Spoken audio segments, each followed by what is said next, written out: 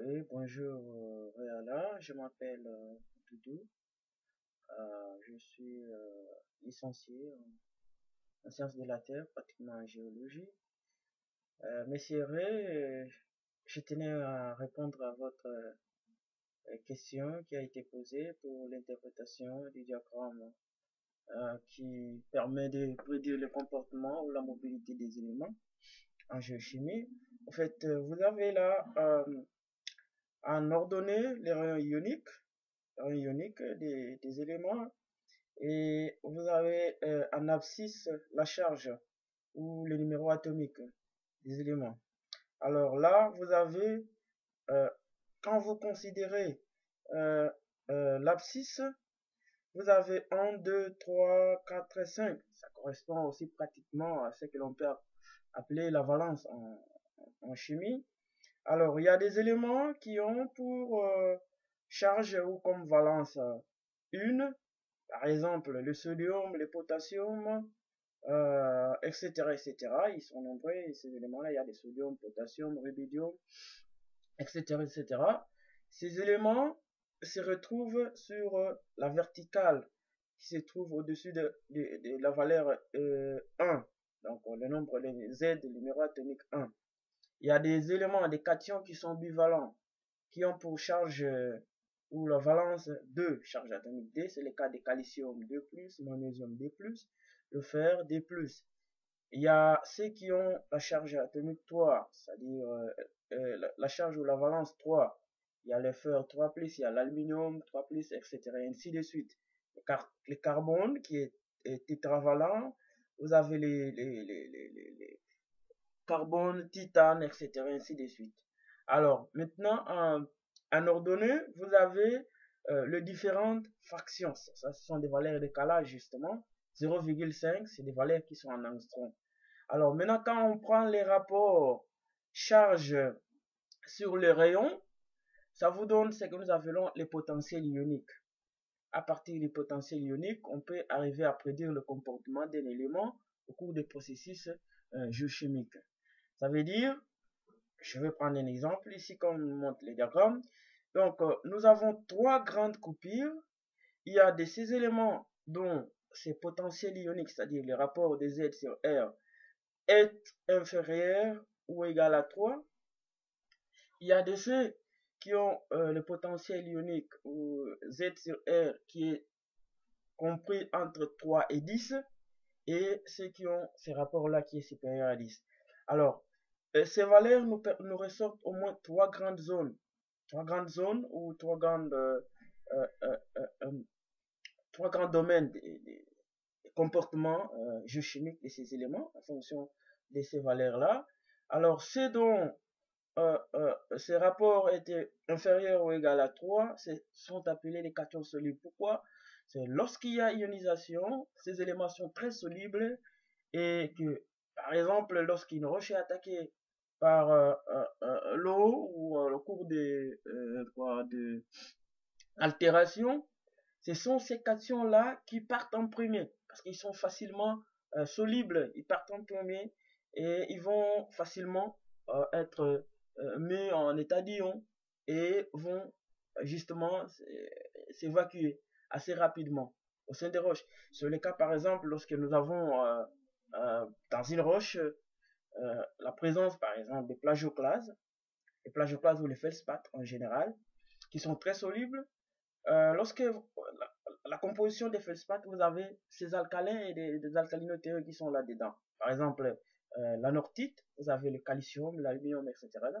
Vous avez l'albite qui contient pratiquement le sodium et vous avez l'orthose qui contient le potassium à l'intérieur. Ou alors, je prends aussi les cas des olivines. Les olivines avec la phosphérite, phosphérite avec le magnésium, D+, fayalite avec le fer, D+. Alors, au cours de l'altération, ces éléments, ces minéraux-là sont facilement altérables. Et ce sont ces éléments, ces cations solubles, qui vont partir en premier. Et ils se dégradent et ils partent. Et votre minéral va être totalement désagrégé ou altéré. Alors, maintenant, ce qui se trouve dans ce domaine, dans la tranche comprise entre 3 et 10, pour potentiel ionique. Ces éléments ont été appelés, on les a caractérisés, on les a appelés les cations précipitants.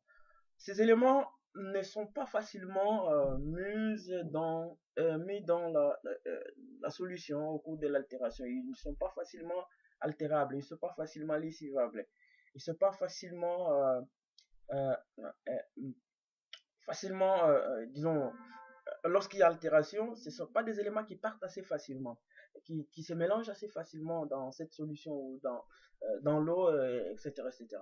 Donc, c'est des éléments qui préfèrent précipiter sur place.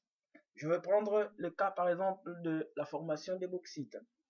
La bauxite se forme par processus résiduel. Donc, une altération, il y a l'altération, et ces résidus-là, généralement, c'est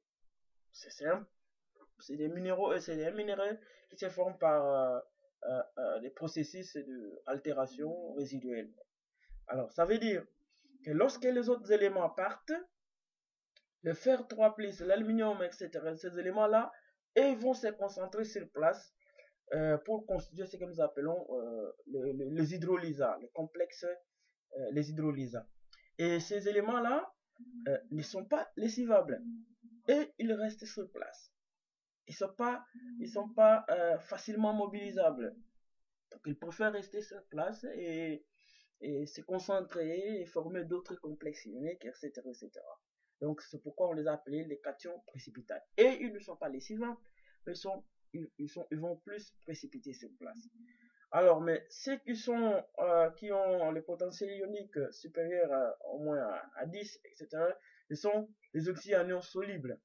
Alors, vous comprendrez, eux aussi sont solubles, peuvent facilement se mobiliser dans l'eau, etc., etc., et qu'ils peuvent facilement, disons, arriver à se joindre ou arriver à former des composés ou disons, d'autres minéraux à partir des cations solides. Il peut facilement s'associer aux cations solides et constituer d'autres minéraux. Je vais prendre les cas des gypse, l'anhydrite, les sulfates, etc., les phosphates, etc., etc., les borates, etc. Donc, c'est ces anions, ces oxyanions qui peuvent arriver aussi facilement à s'associer aux cations pour constituer d'autres composés. C'est comme cela que vous pouvez voir que au niveau des eaux de la mer, par exemple, les teneurs en ces éléments sont assez élevés. Pourquoi? Ben, ce sont des éléments qui sont facilement mixables, qui peuvent facilement être solubles dans l'eau et arriver facilement à s'intégrer, à rester, avoir un temps de résidence assez long, etc., etc. Donc, c'est un peu ça. C'est comme ça que vous pouvez, moi, à mon avis, c'est comme ça que je peux arriver à interpréter ces diagrammes. C'est vrai, il y a quelques exceptions près, des cas qui ne vont pas du tout respecter, disons, ces comportements prédictifs tels que nous montrent les diagrammes. Il y a quelques cas d'exception assez près. Bon, ça dépend, disons, des autres paramètres que l'on peut en géochimie essayer de pouvoir évoquer pour expliquer au moins le comportement plus ou moins particulier d'un tel ou tel autre élément d'après les circonstances, d'après l'environnement, d'après les caractéristiques physico-chimiques du milieu dans lequel l'élément peut arriver à se retrouver. Voilà un peu comment donc vous avez trois domaines. Domaine des cations solubles, ce sont des éléments facilement lessivables qui peuvent se mettre facilement dans l'état ionique lors des processus d'altération, l'hydrolyse, etc., etc. Et puis les cations précipitantes sont des éléments qui préfèrent ne pas être mobilisés, préfèrent rester sur place et constituer pratiquement, disons, des sortes de résidus qui peuvent précipiter sur place, etc. C'est comme ça que se forment par exemple les minéralisations résiduelles, processus résiduels, etc. Et les oxydes anions solubles, eux aussi sont facilement mobilisables, mais le contraire, c'est que ce sont des anions qui sont facilement mobilisables. Mais ce que vous pouvez faire pour vérifier ça, c'est de prendre, disons, un cas peu beaucoup plus précis. Vous allez prendre par exemple les calcium, vous cherchez son rayon atomique, rayon ionique, le rayon ionique, plutôt les rayons ioniques, et vous allez essayer de vérifier si réellement vous allez tomber dans ces domaines-là. Moi, c'est ce que je peux vous suggérer pour que vous arriviez justement à confirmer ces diagrammes ou les comportements prédictifs de ces diagrammes, justement. Et pour que vous arriviez à voir. Pourquoi? C'est juste vous donner une idée. Lorsque vous êtes en train de faire une analyse, disons, de la traçabilité, de la mobilité des éléments, ça vous permet déjà d'avoir une idée, savoir que tel ou tel autre élément, il est facilement mobilisable. Donc, s'il faut les chercher, je peux les chercher dans tel ou tel autre domaine. Je prendrai un exemple. Lorsqu'il faut, par exemple, rechercher les minéralisations ferrifères, par exemple, on peut se dire, bon, nous pouvons rechercher ça dans les roches résiduelles. Par exemple, vous avez une péridotite qui va subir une altération. Le calcium, le magnésium, le fer qui constituent la plupart des minéraux, par exemple les olivines, qui sont aussi abondants là-bas, vont tout simplement partir mobiliser. Mais la richesse en fer, le fer peut subir une oxydation et vous donner un fer 3 police et que sur place vous pouvez avoir ce que vous avez appelé, ce que l'on appelle le phénomène de latéritisation. Et cette latérite va être constituée d'une proportion assez importante en fer qui peut constituer, en soit peu, un gisement résiduel en fer. Donc voilà un peu, c'est un cas un peu illustratif que je peux évoquer justement par rapport à ça. Ok, merci beaucoup, je vous remercie pour votre question. C'est pour moi un plaisir d'essayer d'apporter des tentatives, des réponses ou des solutions à votre question. Merci, au revoir et portez-vous bien.